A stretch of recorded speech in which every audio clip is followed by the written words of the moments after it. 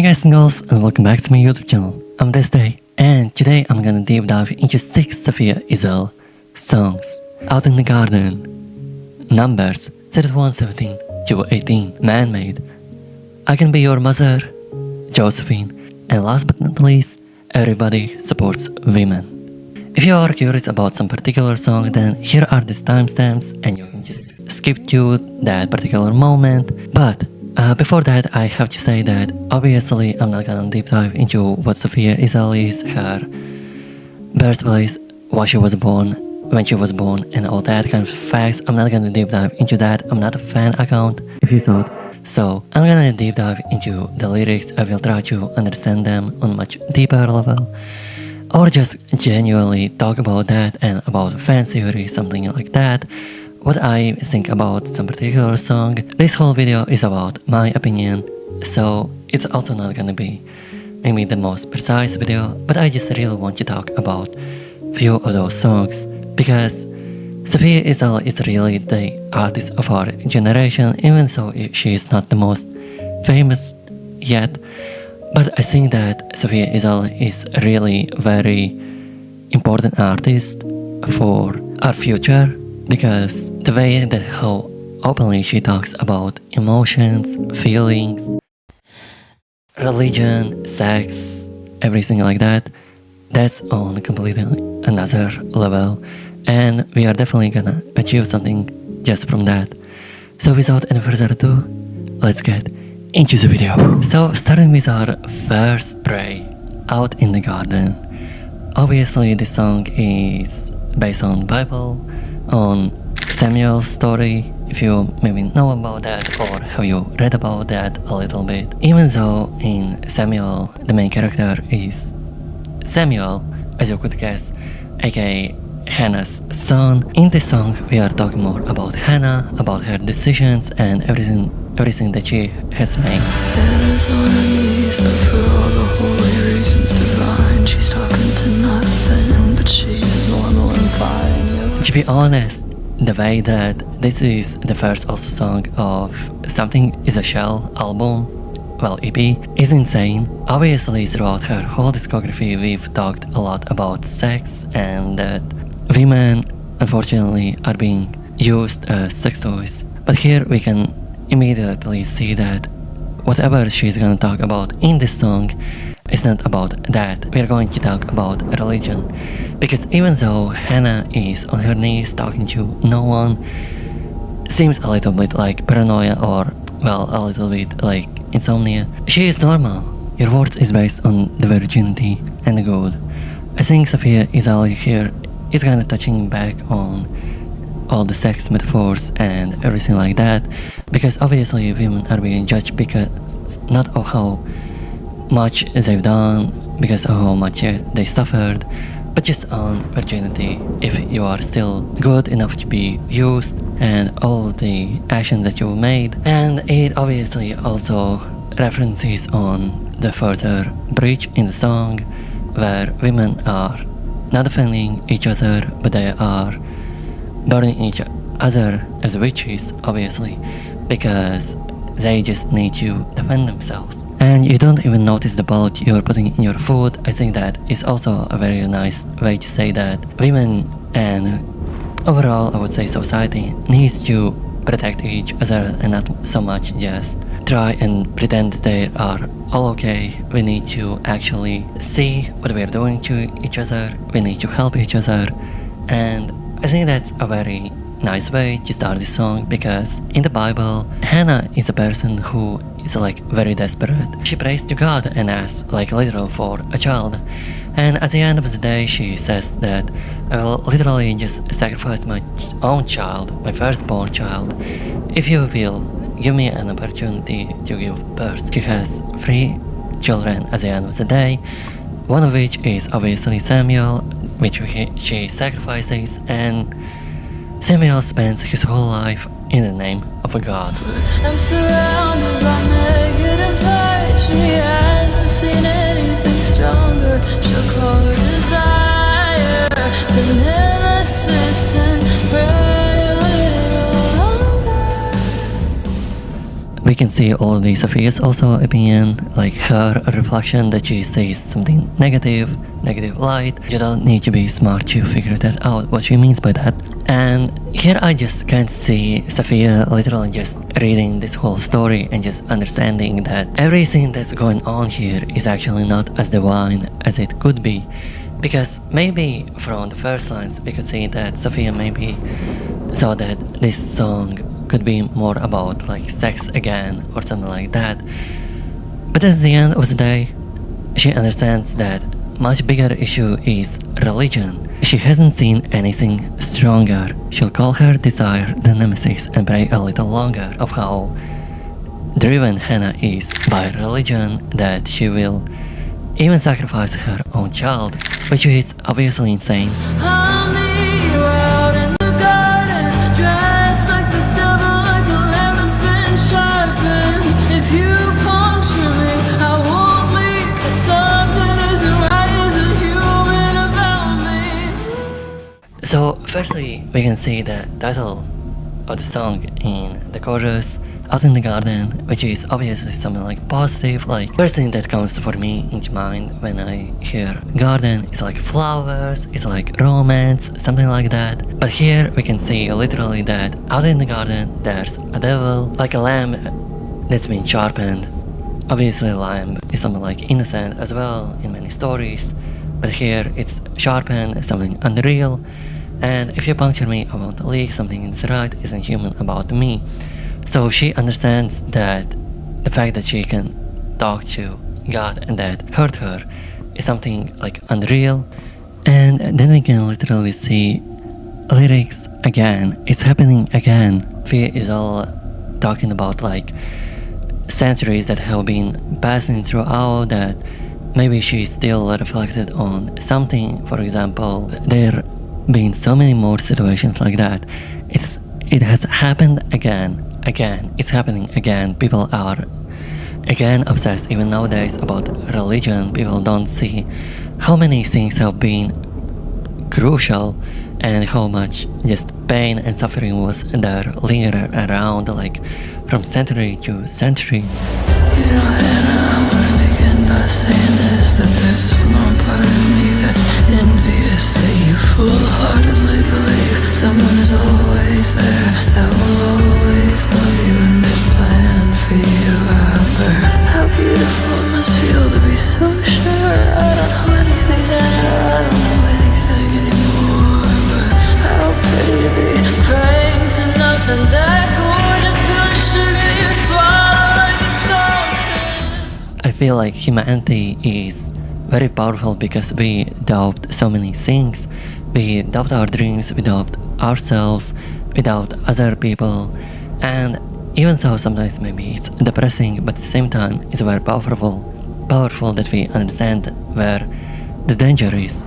But here we can literally say that Hannah doesn't see that, and she just takes the pill of sugar. And even in like medicine, what is called like placebo or something like that, sometimes treatment, some pills are given just to like psychologically influence on people so that would calm themselves down.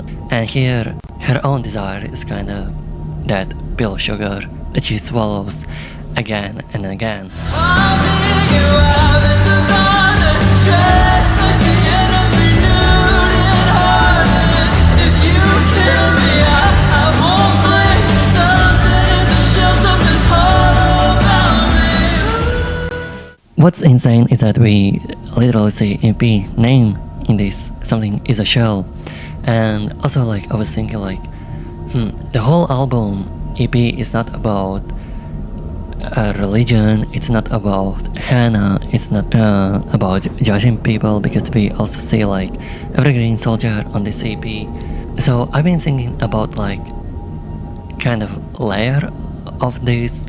Something is a shell, something's hollow about me. It literally represents more about the emptiness that Sophia has felt while making this album, because like out in the garden, numbers, above the neck, starve, chickens naked and afraid, and at the end of the day, Evergreen soldier, those all are kind of very like empty, like you're always trying to reach something.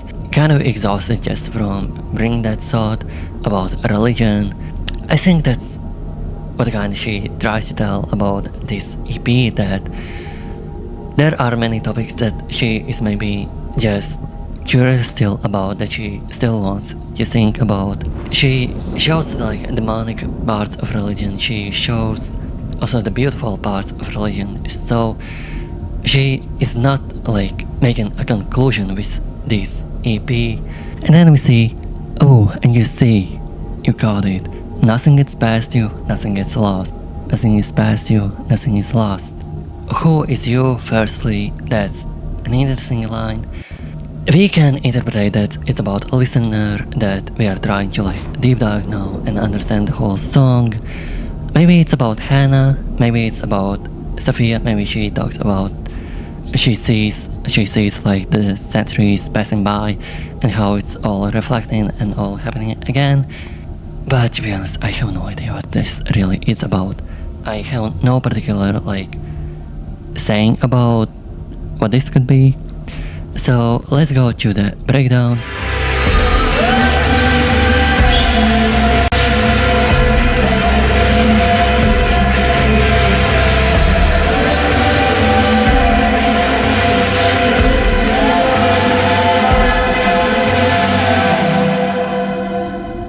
There was women pushing the witch in the fire and telling their husband to get out the stones. Go cuddle the man. When you're tired, your husband's arm is exhausted from breaking bone. Firstly, we can see that there are literally women who are telling to men to like literally sacrifice other women. Not sacrifice, but to kill literally. But then like, better go cuddle your man. Have sex with him better, you know, bitch. That's kind of what I'm getting. It really just, it kind of gives me vibes of About the Neck. You'll hear this, say I told you so. Look at her at medieval, look at her go. Hide your children, stay away from the door. Black out the window, pray on the floor. I love that. It's probably my favorite part. Kind of concept of people understanding like actually the horrible situation of what can happen, and it's overall just kind of gives vibe of like, I know, Vampire Diaries, just like literally kind of brings me back to like 13th century. If you puncture me, you'll see blood running like a father, like a daddy. If you slice my muscle, I'll bleed. Blood escaping like a deep speed inside me. Ooh. Is that what it'll take? Is that it? Final game? Ooh, to be so disappointed we're made the same. Are you scared to push that knife inside? Afraid of seeing blood where you thought it was dead and dry? Are you scared of seeing muscle come out of me like glue? That something you think's evil is exactly like you. God, the fact that she kind of literally twice that says the same thing is what makes me literally love this song even more. She really wants to emphasize how difficult it is, like really for a normal person to like literally go blindly into something and just believe everything just every time. Like you need to repeat, and maybe that's also kind of like, now I'm thinking like again part, like again I need to explain that again about religion. Like overall just the concept of like in the first half of the song we literally see that there's something unhuman, something unrealistic, and then we literally see that the human part about it. If you will sacrifice other person, if you will like literally slice their muscle, they will bleed, they will be dead. I literally love those lines. We as a society can really be much more powerful if we will just say no as a whole. That's the beauty of the song. It's my probably still favorite song. I fucking love it. And let's go to the next song. Numbers 117 to 18. Now kill all the boys and kill every woman who has had sex with a man. But save for yourselves the young girls who have not had sex with a man. Save for yourselves. Save for yourselves the virgin. Take the virgin children for yourselves. You good boy, you good boy, good boy. Here I really want to read the original number 11718. Now kill all the boys and kill everyone who has slept with a man. But save for yourselves every girl who has never slept with a man. The beauty of this is that Sophia is not using any kind of euphemisms. She is literally just speaking directly. At first thought, maybe a person would listen to the whole intro of this song and be like, oh, is it really written like that? And then they going to check number 117 to 18 and they see like, who has slept with a man. If I'm not wrong, there are also other like versions that are saying like, who has known a man or something like that. So they're kind of more innocent, they're showing that there was maybe not even sex. Obviously a person who knows a lot about religion, they would understand immediately that sleeping with men just literally says that there's a part of sex. The context is missing. Long, long forgotten. No, the context is on the milk cartons. I fucking hate that I need to already stop here, but like, the context is missing. Obviously, it just talks about, well, here just the video fragment. And on my 20th birthday, two of these Christian friends were at my place and we were talking at midnight. And on my 20th birthday is when I learned about numbers 31, 17 to 18. And I brought it up to them. And they said context, and they said what God gives, God can take. And I left that birthday sobbing, because when you have two men who you believe to be generally kind men who your morals align with, and when you have the kind, good men justifying and defending rape because their God says it's okay, that is so dangerous and knocks the wind out of me. Yikes. The context is on the milk cartons. Milk obviously associates with another white liquid, and I kind of been thinking about this as the doll people.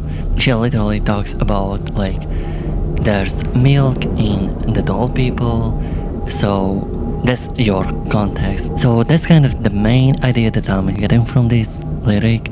But also then I've just searched milk cartons, and usually those cartons we can see literally children, we can literally see like flowers, something like fun. Maybe she just says that children who have been raped are actually the evidence. That's your context. But they still fill the bottle for that silhouette of air. The babe will go home and suck on excuses and prayers. I really think that she talks about the pleasure of sex, that you will fill the bottle for that silhouette of air, like that even you're filling up that bottle with something, with air in this case.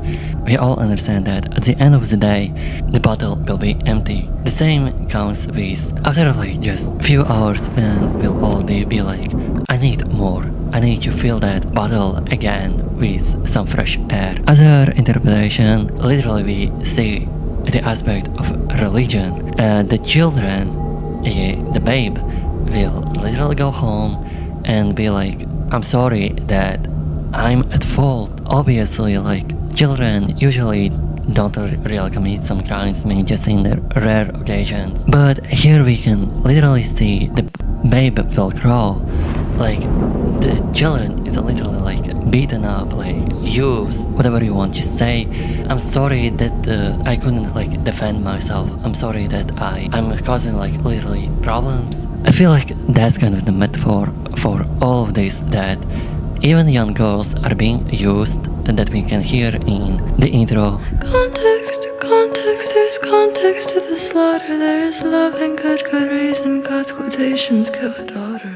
And here is already like what I've said in my reaction video, that the person who did are just gonna say like, oh, you know, it's just in the name of God. I'm literally gonna be just like, there's a reason. There's loving good reason God's quotation killed the daughter. But like the fact of how just like uneasy it just becomes to literally read those lines, it just literally explains why this song is probably one of my favorites. There's a lump under the rug in religion's house. They will dance and defend anything to keep it from coming out. You understand what lump is, and it's under the rug. So even though people would come into the house, they would stumble under that lump. They will be like, oh shit, I stumbled over it again. But it's under the rug, so I don't really see it. Like who would see that, you know?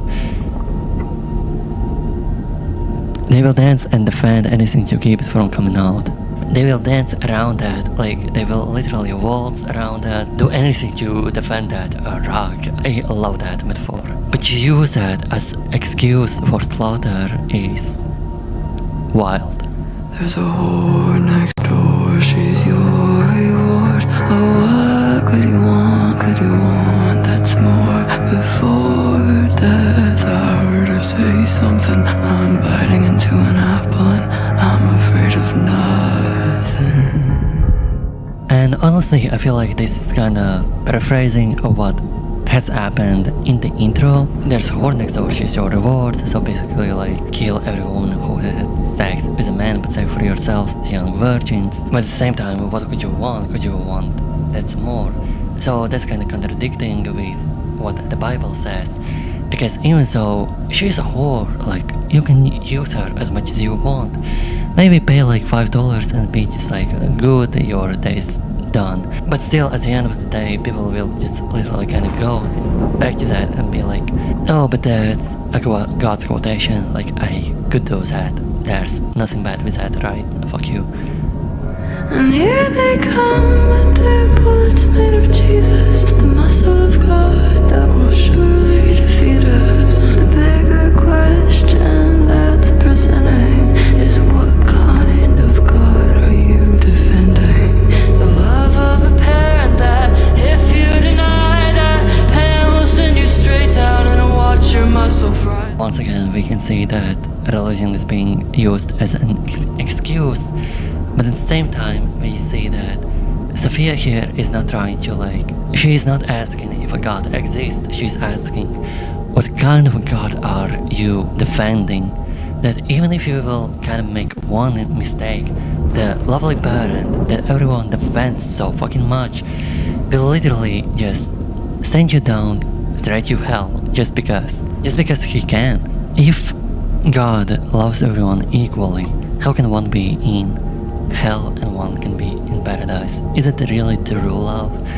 And also I just really love the comparison, if you can say so, like the people are defending God, they will make every excuse just defend God, and at the same time religion is a thing that defends people excuses.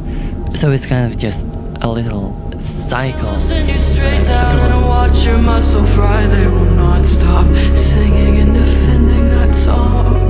Rather find the excuse for massacre than be wrong. Rather ignore the lyrics than stop singing along. Once again, we literally see what I just explained. Oh, God says you're such a good boy. Take a child for yourself to enjoy. 'Cause what God gives, God can take and give to you with God-given permission to break. Context, there's context to the gore.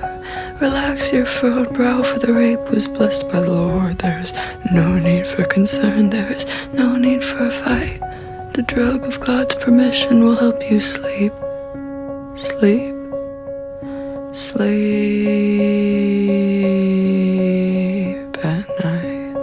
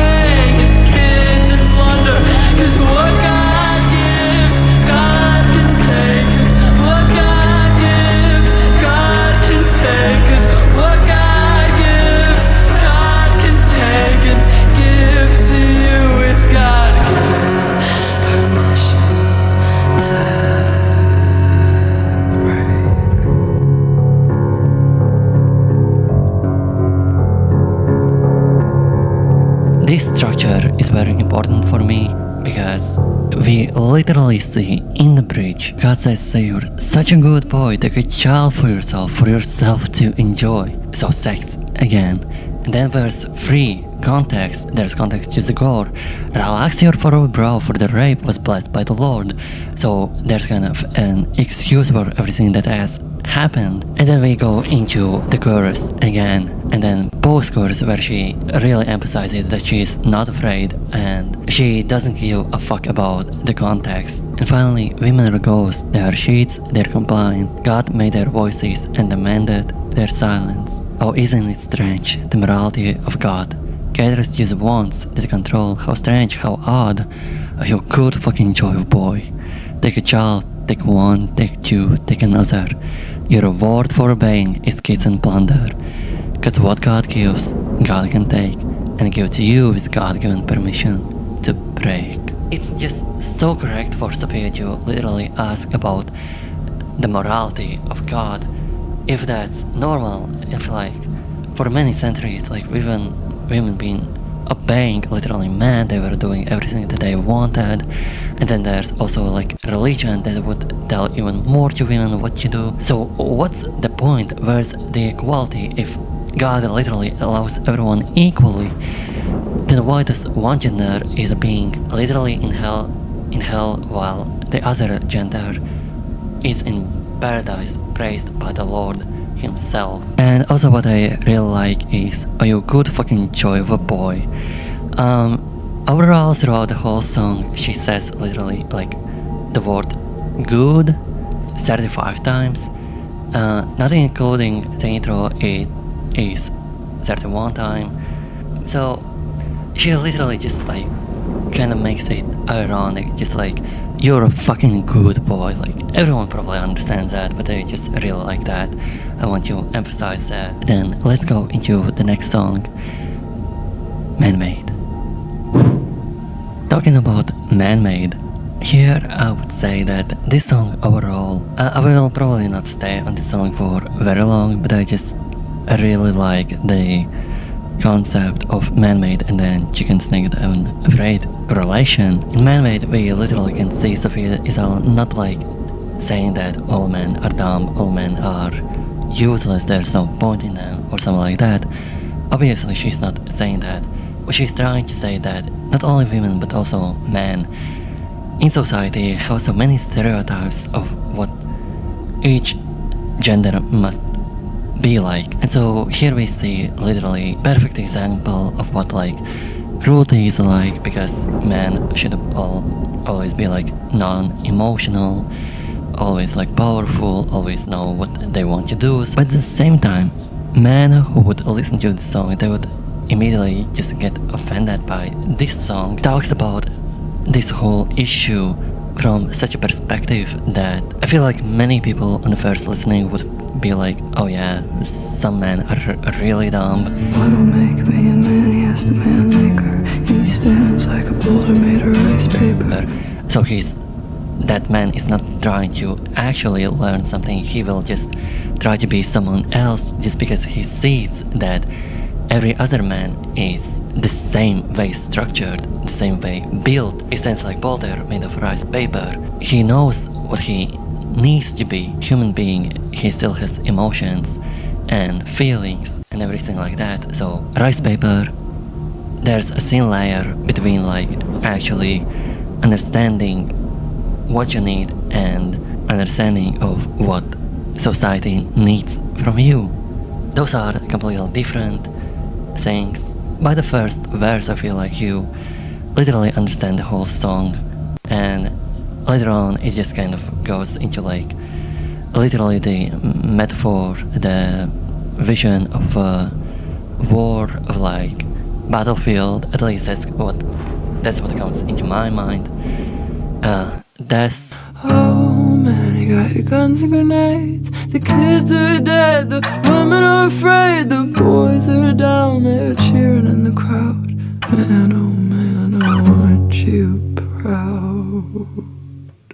Like it all just kind of seems that like men are really just not thinking about their actions and anything like that. But but as well at the same time there's a stereotype, the bad stereotype that it's now becoming more stronger nowadays. And also I really love the concept of the chicken is naked and afraid. In that song, Sofia literally says like, the life of me can't make out who the fuck this song is about. And I feel like she perfectly knows who this song is about. It's just for those people who literally don't understand just the phrasings, the metaphors, the words, how much they can be changed. And other thing that I would really love to talk about is the interlude. You're a man, Steve. Steve! What the fuck is wrong with Steve?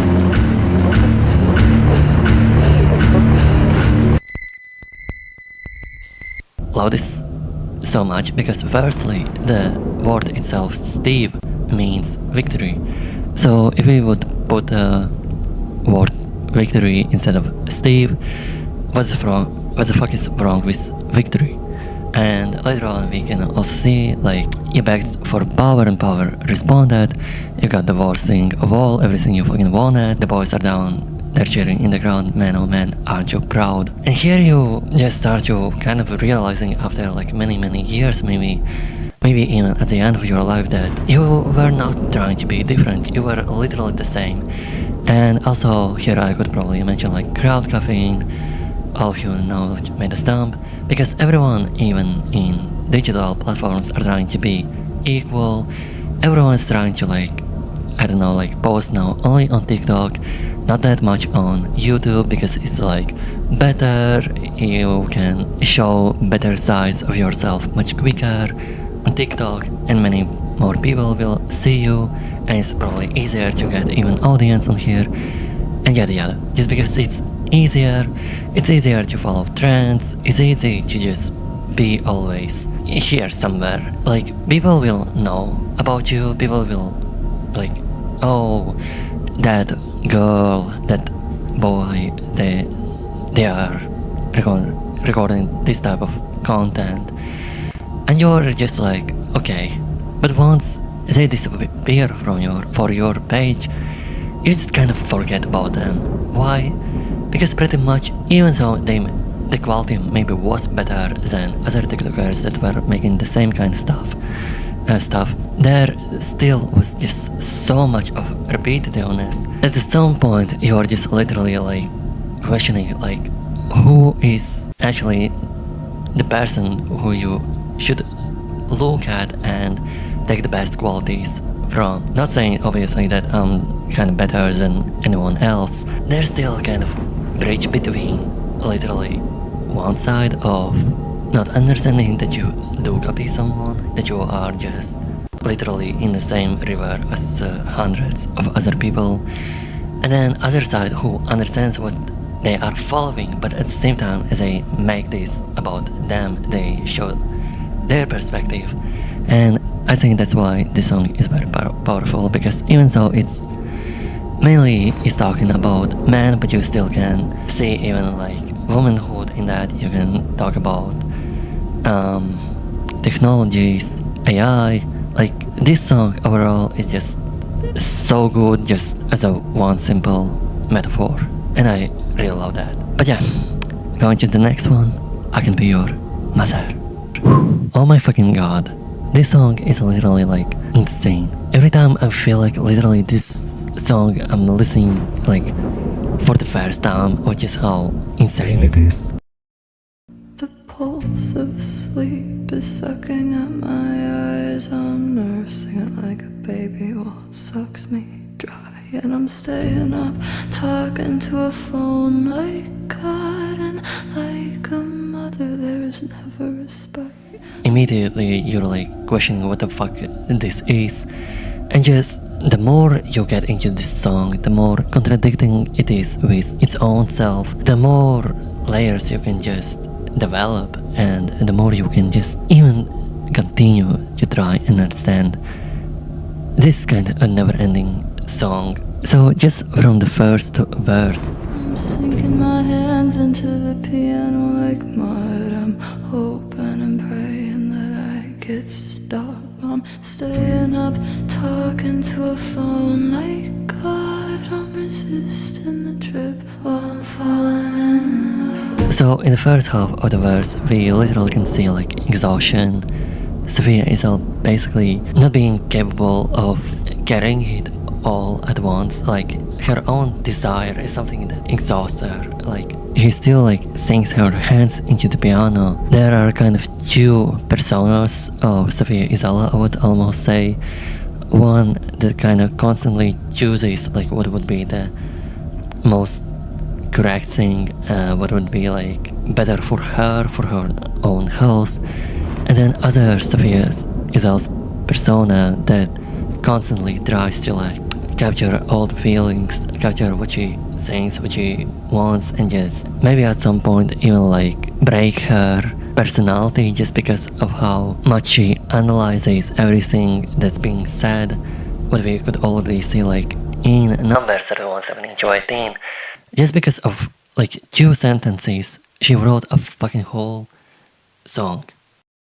Cause you choose which one you want to rule you the best, a man or the never-ending desire of success. I know which one is in my bed tonight. Dinner's on the table with a pen and a knife. The meal tastes like paper and ink and pain. The words are different but the song's always the same. And while I sit and while I write and chew, I try not to make this song about you.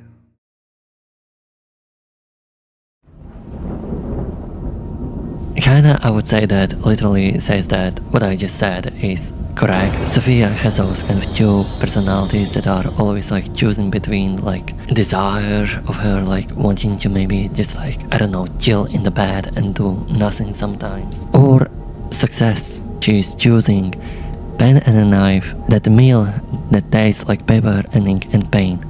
And here I think that comes very perfectly in another song, Muse.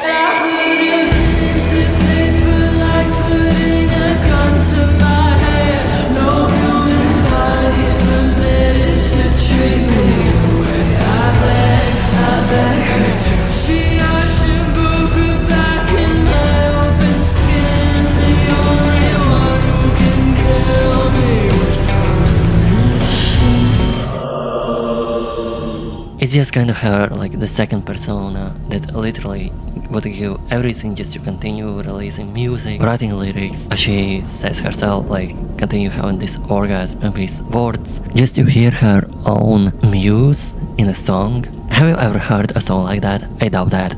So, like, obviously at the same time, I understand why for maybe Sofia Isella's muse could be a song that she doesn't really understand, that she maybe would rewrite or maybe make a new song now about that. But it's because like that muse of yourself, that part of yourself that you really admire and love, you just see parts of it. It's not like your whole personality. You are not like going around every day and just saying that you love yourself that deeply that you would, I don't know, do whatever.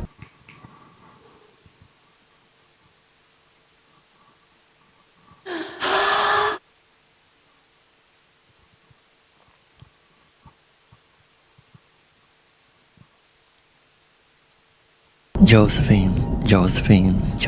I don't know how much I'm gonna deep dive into the lyrics itself because we all understand that Josephine is a persona that kind of watches Sofia Isella and just critiques her, just watches from the side. But that's where it comes really interesting, at least for me. Because I don't know, maybe it's all gonna be just a fan theory now from my side. Because I don't know where from, but I just remember vividly that the Josephine is a made-up name. It's not an actual name, it just... And here is where I think that this song could be also about our Evergreen soldier. Firstly, I really want to say that why I think that Josephine could be a made-up name. Once again, her repeating word Josephine like many times. Usually she does that only when she really wants to like either emphasize or literally tell that this is not like true, this is not like, this is an irony. And The main part is literally the outro. Going in circles, finding other ways to say I miss you. I miss you, Josephine, but I won't respond. Your call grows old as the lanterns blow, and I saw your dopenator in a fan at MSG. I found out what I sold as she looked up at me. And then when we go to Evergreen Soldier, we literally see in the genius description that she wrote the song in the heat of the moment while on a USA tour, in the back of a van and strumming the chords over and over again. So kinda tells that it was probably not the thing that she really wanted to make. She just had so many emotions about that, and she just had to write about that. So here I feel like is where the I won't respond comes in. She doesn't really want to like keep that in her mind. It's like painful for her. It's a toxic relationship, and that's why Evergreen Soldier is just so devastating, because we literally can see her not choosing to circle around that. She's like literally driving away from her relationship, from that best friend or whatever. That's why I feel like those songs could intertwine, those two songs could feed each other. It's obviously my interpretation. Like, you can definitely say that Josephine and Evergreen Soldier, those are completely two different people. But the other part of the song is literally, I lost something, I sold it, I only remember the ache. And again, in the outro, I found out what I sold. She looked up at me. You can feel the presence of I Can Be Your Mother and MUSE. But at the same time, like, why I think it's so hard to like really understand the whole meaning about who Josephine really is. Either it's like her friend, partner, parents, her own different kind of self. It's because Sofia Isella just particularly write this whole thing alone, as far as I know. Obviously, when one person like writes something completely individually, they process like their thoughts on a much deeper level. They don't need to explain something. They are just living that. And Sofia is like always loves to like give a kind of personality to each song. So, but going to the next song, Everybody Supports Women. Here we can see much clearer vision of who and what's what like it's all about. So let's just go into that one. Why I chose Everybody Supports Women? Because of one single comment underneath the Everybody Supports Women music video. I've been just reading like few comments, just like maybe someone that detected who the whole song is about. But then I just stumbled onto one comment which said that like everybody supports women until a woman's doing better than you doesn't really make sense. Fair, once someone reaches something, like you understand that they're probably on their own, they're gonna continue just making what they like, and maybe they don't need as much support as some other new artists. But what's abnormal is not about just like leaving the person, it's about like kind of letting them go and just being all on their own. And no, it's about comparison between men and women. Because once women achieve something, those women are being criticized. They are literally gonna be cancelled for literally anything. For example, Ariana Grande now, she's like saying she's like seems like unhealthy. Everyone is talking about that, and everyone is just like, what the fuck is wrong with her? Why does she look like that? At the same time, Somber looks not much more different. He doesn't get as much critique just because he's a man. But at the same time, why I really want to choose this song is because it goes back to Out in the Garden, to that bridge kind of section, that women are like putting other women in fire and giving stones to their husbands. We literally see that everybody supports women until a woman's doing better than you. It's about anyone. It's not about only that men are stopping to treat women nicely. It's also about women who are just like saying like, no, you're kind of too much now. I don't want to be friends with you because you just achieved something. It mainly talks about famous people who are really achieving something. Like those people obviously have went through a lot. Those are many sleepless nights, many like doubts and all that. But once those people are actually like achieving something, there will always be like comparison. There will always be like, everyone will say like, oh, they had it easier, it was easier for them. Even like now just me comparing Ariana Grande to Sambar. Like, it's just easy to compare famous people, and it's easy to agree on that because it's just something that you could probably notice. You saw that maybe on Twitter or Instagram or TikTok or something like that, and you are just like following that chain. Is there anything you'd like to put on the record? You know, while everyone is listening. You can barely hear that, but that's obviously just a dream of almost every artist that there is, to be heard the their art would be understood correctly. I would like it to be known that I'm not like her. I'm mocking her because I'm not like her. I'm not like those girls who are not like those girls. I love doing makeup. I don't mock women like her. I'm not like her. Once again, about what I been just talking in Man-Made, about technologies and everyone trying to be like each other. What can you do about that? So for now, I think it's gonna be it. Thank you a lot for watching this video. To be honest, my voice is gonna be just dead tomorrow, but whatever. I'm just glad that I can talk about those songs and about those topics, about those feelings, because they are important. There's a lot to actually like just always talk about, always just circle around with these songs. They are really strong, and the more we will just, a society, just push them, literally make those songs be heard and make society make understand them, the better and easier it will be just for our own selves in the future. Yeah, thank you once again for watching this video. I know it's been kind of pretty long, but I hope it was also interesting and that you liked at least partially it. Hopefully I will see you in my next videos, and till the very next time. Bye!